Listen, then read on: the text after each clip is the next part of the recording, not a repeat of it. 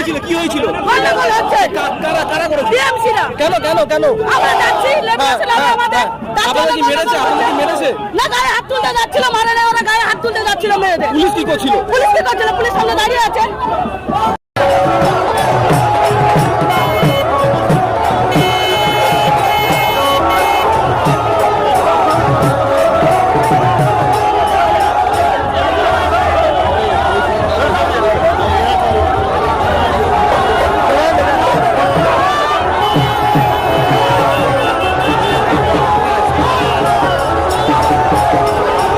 কি হয়েছিল কি হয়েছিল কি হয়েছিল ওখানে?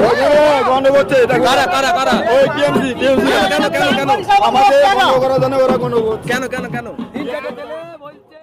মনোনয়নপত্র জমা দিতে আসার সময় উত্তেজনা ছড়ালো মহকুমা শাসকের দপ্তরের সামনে ১১৭ নম্বর জাতীয় সড়কের ওপর।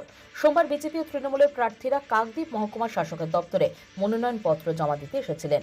সেই সময় ১১৭ নম্বর জাতীয় সড়কে দুই দলের কর্মীদের স্লোগান দেওয়াকে কেন্দ্র করে উত্তেজনা ছড়ায়।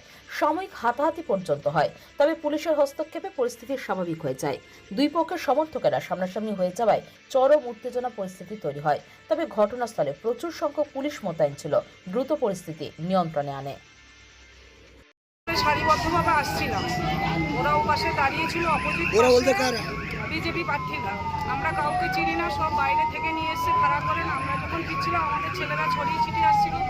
আমরা দুজন নেমে সারিবদ্ধ করার জন্য যেই ওই সাইডে গেছে, আমাদের ছেলেগুলো যে এক সাইড ধরে আমরা র্যালিভাবে যাব বলে, তখনই ওরা টোটোতে বাটাম ছিল, অসংখ্য বাটাম, ওই দিয়ে ওনাকে মেরেছে। উনি মাথা সরিয়ে নিয়ে গেছে, আমি ছিল, আমার হাতে হাতে মেরেছে, এই যে ফুলে গেছে, মেরে ওরা বেরিয়ে গেছে।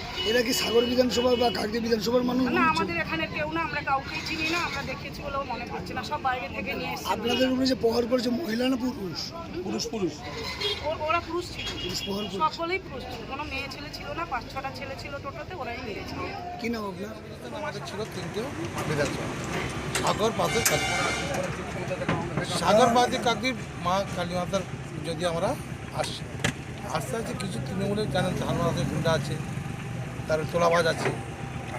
হ্যাঁ, এইসব যে কার্যকর্তারা তৃণমূলে চলে, আমাদের একটাই ধর জয় শ্রীরাম হয়তো আমাদের ছেলে বলছে, ওরা জয় বাংলা বলছে। এই নিয়ে আমাদের ছেলে উত্তেজিত হয়েছে, ওরা উত্তেজিত হয়েছে। যদি কিছু অ্যাকশন করতে তখন তার দেখা যেত, অ্যাকশন তো কিছু করেনি। অতএব এটা নিয়ে আমি, কেউ যদি আমাকে ধাওয়া করে, আমার কেউ ছাড়বো না। ঠিক ইট মারলে দাদা, আজকে মনোনয়নপত্র জমা দিতে আসার সময় কি কোনো গন্ডগোল হয়েছে? না, আমার সামনে কোনো কিছু গন্ডগোল কিছু হয়নি। আমি কোনো কিছু জানি না, আমি কি জানি না, আমি কিছুই জানি না। তখন অলরেডি আমরা অনেক আগে চলে এসেছি।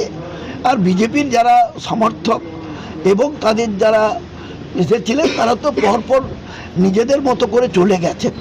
তো আমি কি জানি না, দেখি জেনে নিয়ে কি হয়েছে, যাতে এইটা সবই কোনো অসুবিধা না হয়।